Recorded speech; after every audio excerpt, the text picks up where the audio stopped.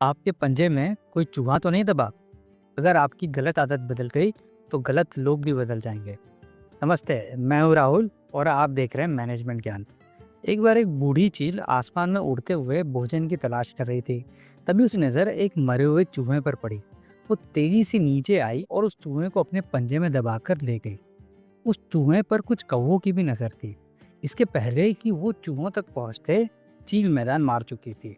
इस पर कौवे चील के पीछे पड़ गए। वो चोंच मार मार कर चूहे को छुड़ाने की कोशिश करने लगे। उनसे बचने के लिए चील ने इधर उधर उड़ना शुरू कर दिया, लेकिन वो जहां भी जाती कौवे उसके पीछे पीछे चले जाते। थोड़ी देर में चील एकदम लहूलुहान हो गई। उसे बचने का कोई उपाय नहीं सूझ रहा था। तभी उसकी नज़र एक संत के आश्रम पर पड़ी। वो आश्रम में पहुंची और कराहते हुए संत से बोली कि महाराज, मेरे पीछे कौवे बहुत देर से लगे हैं। वो मुझे चोंच मार मार कर परेशान कर रहे हैं और मेरी ये हालत कर दी। मुझे समझ में नहीं आ रहा कि मैंने उनका बिगाड़ा क्या है, जिसकी सज़ा वो मुझे दे रहे हैं। कृपया मेरी सहायता करें और उन कौवों से मेरी रक्षा करें। इसके पहले कि संत कुछ कहते, उनकी नज़र चील के पंजे में दबे उस चूहे पर पड़ गई। सारी बात समझकर वे बोले, तुम बहुत भोली हो चील। तुम अपनी समस्या अपने ही पंजे में दबाए घूम रही हो और तुमको उसका एहसास तक नहीं। तो चील बोली, मैं समझी नहीं महाराज। तो संत बोले, दरअसल ये कौवे तुम्हारे पीछे नहीं, तुम्हारे पंजे में दबे उस चूहे के पीछे लगे हैं। जैसे ही तुम उस चूहे को छोड़ दोगी, ये कौवे भी तुम्हारा पीछा छोड़ देंगे। ये चूहे को उठाकर रफू चक्कर हो जाएंगे। इसके बाद ये तुम्हें परेशान नहीं करेंगे और पीछे मुड़कर भी नहीं देखेंगे। चील ने वैसा ही किया।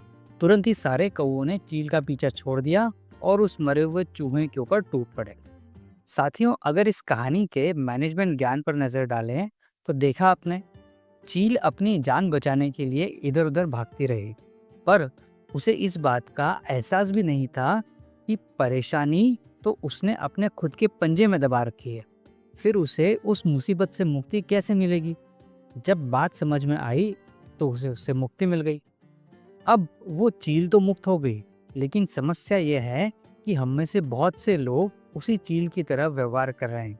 मुसीबतों को अपने ही हाथ में दबाए हुए रखते हैं और लोगों पर इल्ज़ाम लगाते हैं कि वो उनके पीछे पड़े रहते हैं। ऐसे लोगों से हम कहना चाहेंगे कि दूसरे लोगों पर आरोप लगाने से पहले खुद का आकलन करके देखें कि कहीं आपके ही पर्सनालिटी में कोई कमी तो नहीं, जिसकी वजह से लोग आपके पीछे पड़े हुए हों। जैसा कि आपने देखा कि कुछ लोगों की पर्सनालिटी होती है कि उनकी किसी से नहीं पड़ती।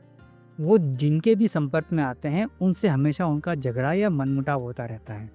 उनको क्या लगता है कि इसके लिए वे सभी लोग दोषी हैं।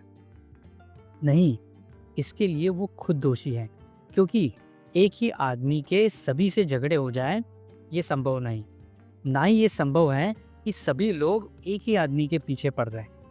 इसमें निश्चित ही उस आदमी की पर्सनालिटी की कमी है या उसके पर्सनालिटी में खोट है, जिसकी वजह से उसकी पटरी किसी के साथ नहीं बैठती।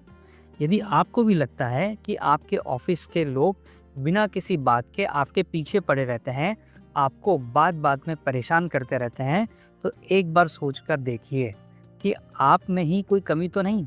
यदि आपको ऐसा नहीं लगता, तो किसी न्यूट्रल आदमी से एक बार सजेशन लेके देखें, जो कि वाकई में आपके बिहेवियर को एनालाइज करके बताए कि आपके अंदर क्या कमी है, और सुनने के बाद में उसे सुधारने की कोशिश करें।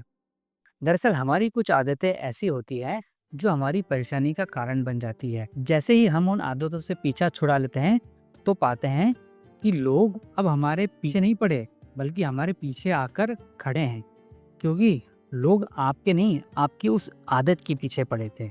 जब आप गलत आदत बदल देंगे, तो लोग भी तो बदल जाएंगे।